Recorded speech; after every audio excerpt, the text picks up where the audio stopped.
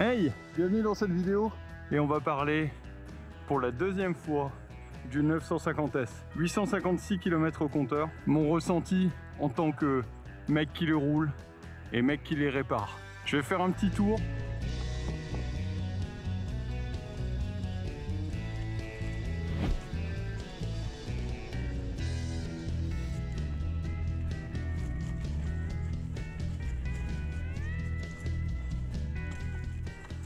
Alors vraiment, le ressenti sur ce vélo est génial. Le fait d'avoir le bon amortisseur qui amortit bien les chocs et qui permet au moteur de mieux transmettre la puissance de la roue arrière au sol, c'est vraiment génial. Et dès que je suis en descente, je baisse ma selle, je me mets debout, j'ai l'impression d'être sur un putain de trampoline. Tu vois, par exemple, là je suis dans une côte, je me suis arrêté pour redémarrer, c'est trop simple.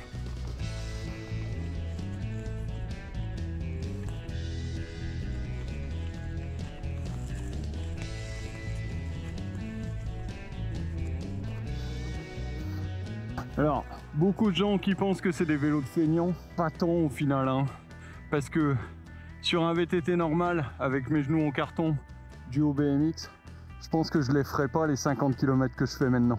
Allez, on continue.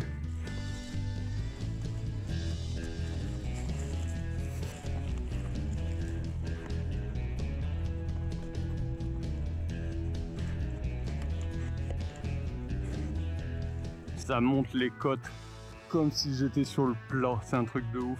Moteur de 100 Newton, batterie de 504 watts, ce qui me donne une autonomie décente. Bon, certes, moins élevée que sur les moteurs Bosch, qui ont des batteries de 650 ou de 700, mais pour le prix, je vais largement assez loin. Le rapport fun kilomètre prix imbattable. Oh, une forêt. Bon, allez, j'y vais. Et puis ensuite, on parlera technique dans le garage directement. Allez, à toutes. Après cette petite balade en forêt, on va parler un peu des modifs que j'ai fait sur mon 950S et puis des problèmes qu'il a eu, parce qu'il en a eu quelques-uns. On va commencer directement par le problème de plateau dont je t'avais parlé dans une vidéo précédente, qui va être là, dans les fiches, où je t'expliquais que ce fameux plateau était trop près du haut banc à l'arrière, ça faisait claquer la chaîne. Ils ont résolu le problème. J'avais fait une bidouille, j'avais modifié le plateau d'origine pour qu'il soit vers l'extérieur. Et là, en fait, ce qu'ils ont fait, commander des vrais plateaux pour ce vélo. Un plateau qui est directement assez loin du cadre. Il suffit d'aller dans ton Intersport, de te demander à commander par mail un plateau, et puis ils vont te commander un plateau en garantie. Il faudra juste voir dans quel état est ta chaîne, parce que mettre un plateau neuf sur une chaîne morte, des fois ça marche pas, et c'est agréable. J'ai un plateau qui est mieux conçu pour le vélo. Deuxième modif importante, parce que j'ai gagné de l'autonomie et j'ai l'impression d'avoir gagné en couple au démarrage. J'ai modifié ma cassette. En gros, la cassette d'origine de ce vélo-là, bon, sans compter que c'est une enclume, que le machin là, il fait le poids de la cassette Shimano que j'ai acheté, c'est un 48 le grand. Et en fait, moi j'habite pas à la montagne, donc le 48 m'est pas forcément nécessaire. Le grand que j'ai mis là, c'est un 40. L'avant-dernier de cette cassette-là, donc ça m'a fait gagner un peu de poids. Et surtout, j'ai enlevé le 11, le 12 et le 13. Mon vélo est en départ 14. Donc en fait, la roue libre, elle monte de 2 en 2. Alors qu'avant ça, la chaîne devait passer du 42 au 48 directement. Et ça entraînait des espèces d'à-coups. En fait, j'avais ma chaîne, je pense qu'elle avait du mal à monter sur le très grand pignon. Et ça faisait... Et la chaîne passait. Et ça fait que mon changement de vitesse marche super bien. Le fait d'avoir mis un départ 14 et une arrivée 42, en fait ces moteurs-là, ils ont envie de tourner vite, entre 60 et 80 tours minute normalement dans une utilisation optimale. Donc le 11 dents fait que tu es en sous-régime. Et pour avoir fait des tests, et attends, pause. Le dire, c'est bien, le prouver, c'est mieux. Donc ce que j'ai fait, après que j'ai filmé cette vidéo dans le garage, pour vous dire que je consommais moins d'énergie, je me suis demandé comment je pourrais le prouver. Donc, je suis allé sur le site du constructeur de moteurs, à Nanda, pour le coup, et en fait, j'ai vu qu'ils avaient une application qui peut se mettre sur l'ordinateur, où tu peux brancher ton vélo. J'ai envoyé un mail, ils m'ont envoyé des logins. Maintenant, je peux me connecter au logiciel et brancher un vélo dessus pour justement prouver ce que j'ai dit en graphique. Et les graphiques, c'est cool. Au moins, tu vois qu'est-ce qui se passe. Donc j'ai fait 2 tests, un test sur le pied d'atelier en démarrant, donc sur le 32 dents et sur le 11 dents, et au milieu de cassette. Et ça donne en gros, ici, ça va être compliqué, j'ai l'impression de présenter la météo. Ici, c'est la consommation en watts du moteur, ici, c'est la cadence de pédalage, et ici, c'est la décharge de la batterie. Tu vas voir, je mets en route, et tu vas regarder. Donc en fait, à 12 secondes, tu vois que je fais un démarrage sur le 32 dents, et tu vois la consommation d'énergie à peu près. En gros, quand je démarre sur le 32 dents, je suis à 110 watts de puissance moteur, 85 tours minute, donc 85 tours minute, c'est pas énorme. Ça fait un petit moulinage, ça va quoi. Et je consomme 3250 mAh. Ensuite, vers 32 secondes, j'arrive, je descends mes vitesses, c'est pour ça qu'il y a la courbe qui devient plate. Je descends les vitesses, je vais sur le 11 dents, j'arrête le vélo et je redémarre pareil. Là, le moteur consomme 140 watts, donc un tout petit peu plus. La cadence, elle est nulle à chier, on est à 38 tours minute. Et là, je consomme 13 000 mAh. À 38 secondes, je fais un démarrage au milieu de cassette.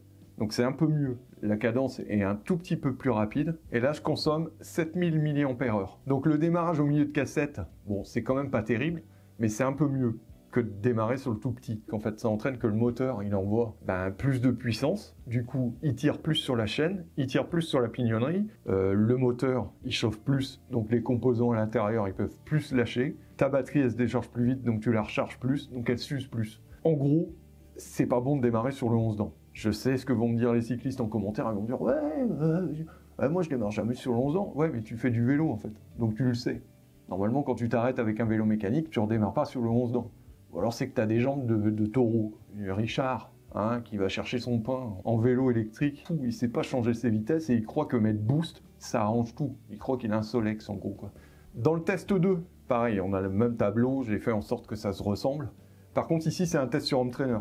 En gros, entre 10 et 30 secondes, c'est un démarrage sur le 15 dents. On voit bien que la consommation d'énergie est un peu plus haute, mais elle reste stable. Ensuite, de 36 à 50 secondes, et là tu vois que la consommation d'énergie descend et que la cadence, elle remonte.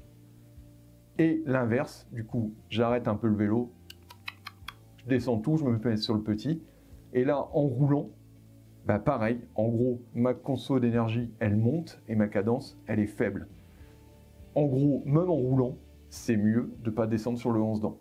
Voilà, allez, retourne dans le garage.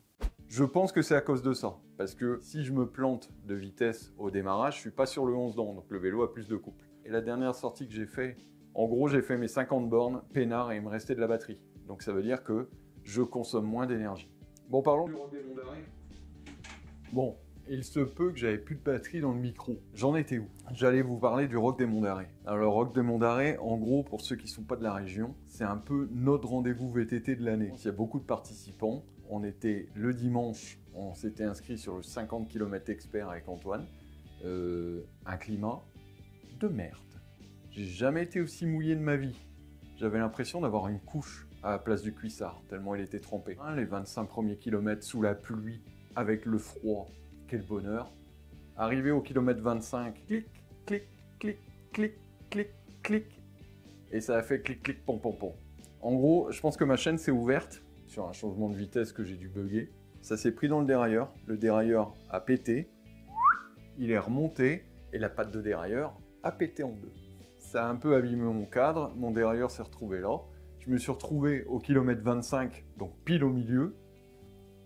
Champion du monde de basket, enfin champion du monde de Bretagne, enfin de Bretagne de Morlaix. Je me suis retrouvé au kilomètre 25 du coup en plein milieu à devoir enlever tout ce qui avait pété, parce que le dérailleur était là. Ça a un peu abîmé mon cadre et je me suis retrouvé à devoir transformer mon vélo avec un dérailleur en vélo mono-vitesse. Donc j'ai raccourci la chaîne, je l'ai mis sur un grand pignon au départ pour pouvoir sortir de la forêt et puis arriver sur route, c'était la galère. Antoine m'a un peu tracté, heureusement qu'il a un moteur aussi et que son moteur est performant. C'est une des pièces mécaniques que j'ai pété sur le vélo. Bon, c'est quelque chose qui arrive, hein. Un dérailleur qui lâche, ça arrive à tout le monde. Maintenant, on va passer aux 2 SAV que j'ai dû faire sur ce vélo. Premier SAV, la batterie à 250 km à peu près. Je fais une sortie sous la flotte, elle a pris l'eau, la LED verte était humide. Ça se voyait qu'il y avait de la condensation à l'intérieur. Et le lendemain, quand j'ai essayé de démarrer mon vélo, le bouton ne marchait plus. Donc SAV, je renvoie la batterie en garantie. Ça a pris une semaine à peu près pour avoir une nouvelle. Une fois que je l'ai monté, bon, tout va bien depuis. Hein. Par contre, deuxième SAV, il y a 2 semaines de ça, mon compteur, des gros traits. Quoi? Est-ce qu'il a pris l'humidité aussi? Peut-être. Deuxième SAV, là je viens de changer le compteur. Bon, après le vélo était fonctionnel. Hein. Le compteur marchait, c'était juste un défaut d'affichage. Mais bon, vu que c'est garanti, autant changer la pièce directement. Comme ça, au moins, j'ai un vélo qui est fonctionnel. J'ai eu un souci au départ aussi, avec le jeu de direction qui craquait. Donc je l'ai regraissé, j'ai démonté les cuvettes du cadre et j'ai regraissé et j'ai remis les cuvettes. Parce qu'en fait, ils avaient monté les cuvettes en aluminium directement sur le cadre peint. Sur ce vélo-là, il y a une butée. Genre, tu peux pas tourner le guidon en entier, il s'arrête. Je l'ai enlevé parce que ça me saoulait. Parce que quand tu es dans un petit chemin en forêt, pouvoir faire entièrement et retourner le vélo, c'est-à-dire pouvoir tourner le guidon quasiment entièrement et pouvoir faire ta manœuvre, c'est quand même plus pratique que de devoir lever le vélo. Donc ça, je l'ai viré. Après, c'est des modifs personnels. Hein. Je suis sûr qu'il y a plein de gens qui roulent avec ce blocage de direction et qui se trouvent ça très très bien. Bon voilà, je pense qu'on a fait le tour. 850 km, 2 problèmes de SAV, c'est des pièces électroniques, ça arrive. L'amortisseur marche très bien, la fourche marche très bien. L'avantage d'avoir du RockShox, je pense. Peut-être à long terme, je vais peut-être changer la selle, parce que au bout d'un certain nombre de kilomètres, ça fait un peu mal aux fesses. Après, que dire d'autre? 2900 €. Je trouve que je m'en sors très bien avec ce vélo.